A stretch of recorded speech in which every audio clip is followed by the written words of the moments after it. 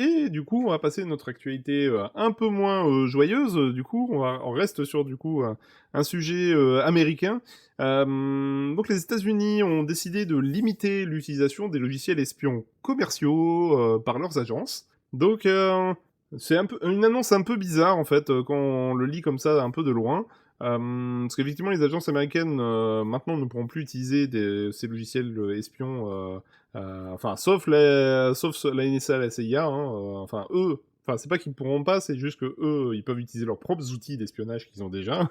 Ça change pas, hein, voilà. Les Américains sont pas devenus anti-espions par magie. Mais effectivement, ils mettent des restrictions parce qu'effectivement, a priori, il y a eu quelques débordements et surtout, je pense aussi que, bah, en fait, le conflit le conflit entre les Américains, les Russes et la relation assez tendue avec les Chinois fait qu'effectivement la géopolitique mondiale a quand même vachement muté ces derniers temps. Voilà, voilà, on peut parler presque en mois plutôt qu'en année, quoi, même si c'est quand même quelques temps que on sent que c'était un peu un conflit à couteau tiré, quoi. Mais du coup, effectivement, là, cette décision, un peu étrange, mais du coup, on va quand même la regarder de plus près parce qu'elle est quand même intéressante.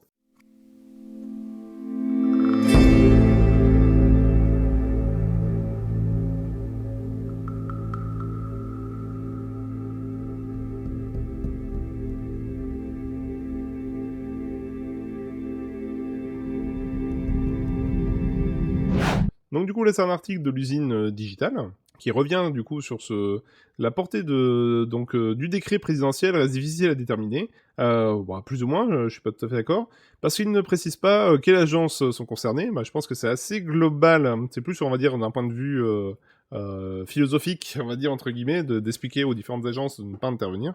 Et du coup, ça n'empêche pas l'utilisation de produits américains, hein, donc tout ce qui est NSA, etc., ne sont pas concernés par le décret. Du coup, certains logiciels restent autorisés, comme celui utilisé par la DEA, donc l'agence chargée de la lutte contre le trafic de drogue. Et pour moi, en fait, c'est plus complexe que ça. Effectivement, ça rejoint un article que j'avais traité, plus français, mais qui du coup traite du même sujet, qui est la surveillance des populations et des outils de surveillance. Et du coup, le décret est plutôt... En fait, la subtilité, elle est un peu comme pour l'embargo envers les Chinois, c'est juste que c'est d'expliquer aux agences, et c'est un décret pour les agences publiques américaines, de ne pas utiliser d'outils étrangers pour la surveillance. C'est plus spécifiquement ça qui est en fait induite par ce texte. Parce qu'effectivement, ne certifiant que les outils américains fait que du coup, tu n'utilises pas les services étrangers. Et c'est vraiment là le décret, en fait, en réalité. Il est surtout tablé sur le fait que les Américains vont du coup utiliser que des outils américains et arrêter en fait de favoriser des outils étrangers qui du coup peuvent se retourner contre eux. Et c'est un peu là la petite subtilité en fait de ce décret, c'est que c'est vraiment ça, c'est qu'en fait a priori il y a une vraie logique. De toute façon, les Américains avaient déjà sanctionné en fait une société concurrente. Donc là, on parle par exemple de la société israélienne NSO Group, qui a du coup développé un logiciel Pegasus, qui est un vrai outil d'espionnage israélien particulièrement efficace. Mais l'Israël vend ce logiciel à plusieurs pays, et donc effectivement des pays qui sont pas forcément des potes aux Américains. Et ce qui fait que c'est quand même un peu gênant, parce que du coup cet outil peut autant être utile pour les Américains, mais aussi se retourner contre eux, parce que des pays étrangers pourraient utiliser les mêmes armes contre les Américains et contre d'autres pays alliés des Américains. Ce qui fait qu'effectivement, est-ce que soutenir ce genre de société en les finançant, quitte à se le reprendre dans la tronche après, bah voilà, les Américains ont tranché, ils ont dit que non. Voilà, le décret implique ça forcément. C'est que du coup, de prime abord et a fortiori, seules les solutions américaines seront validées aux yeux du gouvernement américain. Donc voilà, c'est clairement l'évolution, c'est l'évolution logique. À vrai dire, pour être tout à fait honnête, c'était ce que j'avais dit dans le live précédent par rapport à la vidéosurveillance et les outils de surveillance qui sont mis en place en France dans les différentes villes. C'est très surprenant d'utiliser des solutions étrangères. Surtout quand on a des solutions françaises, comme Thales, etc., hein, que ça soit sujet à débat, parce que pour moi c'est assez aberrant de devoir utiliser ce genre d'outils d'un point de vue légal pour sécurité des gens. Mais ce qui est sûr, c'est que, à minima, autant utiliser des solutions souveraines plutôt que d'aller choper des solutions israéliennes, hein, parce que c'est déjà le cas dans certaines villes françaises. En fait, ils n'utilisent pas de solutions, on va dire, françaises, mais ils utilisent directement des solutions israéliennes. Donc, oui, pour moi, je suis plutôt d'accord du coup avec ce décret américain, parce qu'à un moment donné, c'est un... Voilà, on parle de... On est enfin, on est... nous sommes en guerre, hein, comme dirait un certain président. Donc, à un moment donné, il faut avoir des acteurs de confiance. Du moins des acteurs qui sont du coup en France et sous la législation française. Donc s'ils commencent à déconner, tu peux sanctionner cette entreprise, voire même la récupérer. Parce que c'est ça aussi le principe de financer une société comme le fait la NASA et la NSA, etc. Ils financent des sociétés qui sont du coup américaines et qui du coup dépendent de la Constitution et des lois américaines. Donc, et c'est un vrai gage de sécurité, entre guillemets, pour être sûr que en cas de pépin ou de débordement, il y a toujours moyen de rattraper le coup. Alors que si c'est une société étrangère, si tu lui as filé des billes ou des accès ou des éléments, ça pourra toujours se retourner contre toi. Euh, voilà. Donc clairement, c'est une vraie problématique. Sachant que du coup, dans l'article, ce qui est intéressant, c'est aussi le type de logiciel qu'ils utilisent. Donc là, par exemple, il parle de Pegasus ou du solution Predator. Et donc je savais pas que c'était des solutions de piratage qui étaient à ce point-là, parce que a priori, ce sont des logiciels qu'ils appellent zéro clic, parce qu'en fait, ils peuvent du coup pirater un téléphone portable simplement en envoyant un SMS. Il y a un petit côté flippant un peu quand même, je trouve, parce que du coup, vu qu'ils peuvent pirater directement avec un SMS, ils peuvent du coup envoyer un logiciel. Ce logiciel peut supprimer le message que tu as reçu, et du coup, toi, t'as rien vu. Mais bon, ça c'est... Et du coup, en fait, ce logiciel a été conçu pour ça, pour infecter rapidement et efficacement via WhatsApp, e-message et d'autres solutions de ce genre.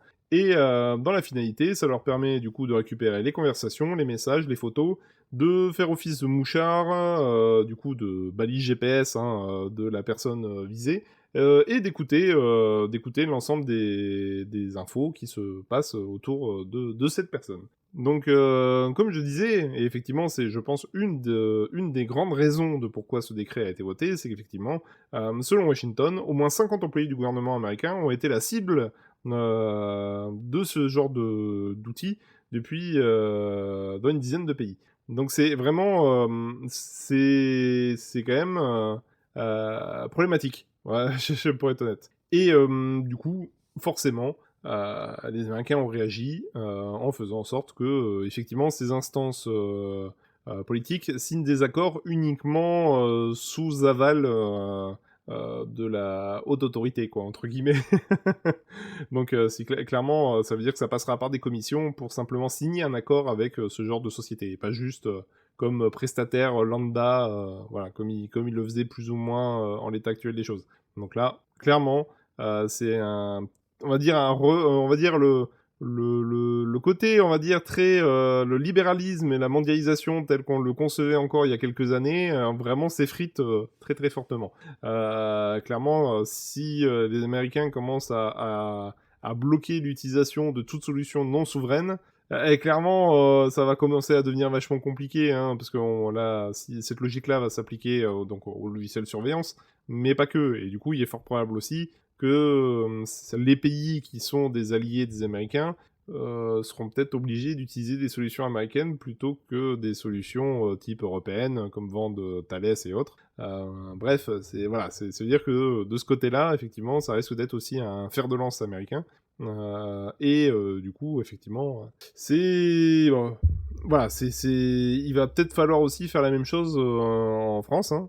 À vrai dire, pour être honnête, hein, on va dire par rapport au boycott que font les Américains pour les produits Huawei, c'est un peu le même délire, hein, parce que Huawei étant un fournisseur de matériel réseau et voilà, de matériel de haute technologie, effectivement, les Américains ont commencé à boycotter parce qu'effectivement, c'est des technologies, on va dire, plus que critiques. Parce que le réseau de ces... si on discute par rapport au boycott qui a été mis en place pour les antennes 5G, c'est qu'effectivement, des relais 5G de Huawei, s'il y a des backdoors qui permettent de les trafiquer, c'est pas des antennes anodines. Hein. Le réseau 5G peut vraiment foutre la merde s'il est mal paramétré et s'il est configuré n'importe comment. Donc, effectivement, les Américains ont bloqué Huawei sur le territoire US parce qu'ils veulent pas prendre le risque de se retrouver dans ces situations. Mais l'inverse est vrai aussi, hein, voilà, les backdoors, c'est pas nouveau, hein, on est bien d'accord, hein, c'est autant les Chinois qui l'ont fait que les Américains aussi, hein, je je balance des pierres à tout le monde, il y a pas de problème, voilà, c'est tout le monde le fait, hein, à tous les niveaux. Donc mais bon, mais nous les Européens au mieux, effectivement, on a aussi des acteurs, hein, voilà, on n'est pas à poil, hein, face aux 2 géants, mais bon, ce qui est sûr, c'est que, la logique souverainiste, américaine, bon, faut espérer qu'elle se généralise pas trop, sinon on risque d'être un peu emmerdé au niveau européen. Mais bon, en tout cas, voilà. J'ai trouvé ça, en tout cas, cet article intéressant. Du coup, le chat a disait qu'il y avait des débordements avec le logiciel d'espionnage. Ah oui, oui, d'accord, ouais. Alors c'était comme ça que Jeff Bezos s'était fait hacker. Alors pas que, hein, oui, effectivement.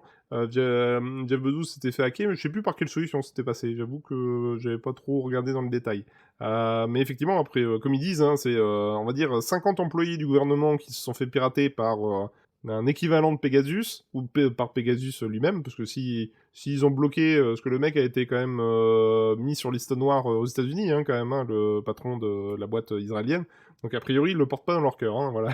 Donc je serais pas surpris quand même que c'est en fait la solution Pegasus qu'ils ont essayé de vendre aux Américains, que les Américains ont utilisé en partie, et qu'au final, ça s'est retourné aussi contre les Américains. C'est-à-dire qu'à un moment donné, c'est quand même problématique dans le milieu en particulier de la surveillance et de l'espionnage, on va dire politique ou géopolitique. C'est quand même problématique de travailler avec une entreprise qui peut autant travailler pour toi que pour le pays avec lequel tu es en conflit. Et à partir de là, effectivement, eh ben, ça reste une entreprise, hein, quand même. Hein, donc, du coup, eh ben, c'est le plus offrant qui sera intéressant. Donc, forcément, en tant que société privée, bah, tu vas favoriser la société qui paye le plus. Donc, à partir de là, ça devient vachement problématique aux yeux des Américains. Ce que je comprends, hein, en soi. Mais du coup, là, ils ont tranché, du coup, en faveur des solutions américaines. Et pas juste un flou. Voilà, je pense que derrière, c'est vraiment c'est plus le concept et l'état d'esprit du décret qui est de dire que en gros ne faites pas confiance aux solutions étrangères, ça peut que nous poser des problèmes. Ce qui en soi me semble malheureusement logique, on va dire. C'est même étonnant qu'ils le faisaient pas avant, mais bref, c'est presque un autre sujet. Mais du coup, on verra bien si en France on s'aligne sur cette politique. Ce qui n'a pas l'air d'être le cas, hein, parce que le texte de loi qui a été voté pour les Jeux Olympiques ne tranche pas du tout dans ce sens-là, au contraire. Hein, au contraire, il favorise les partenariats divers, qu'ils soient souverains ou pas.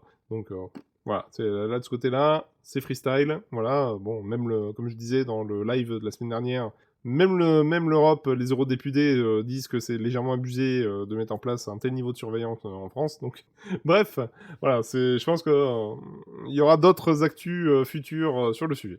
Voilà, voilà.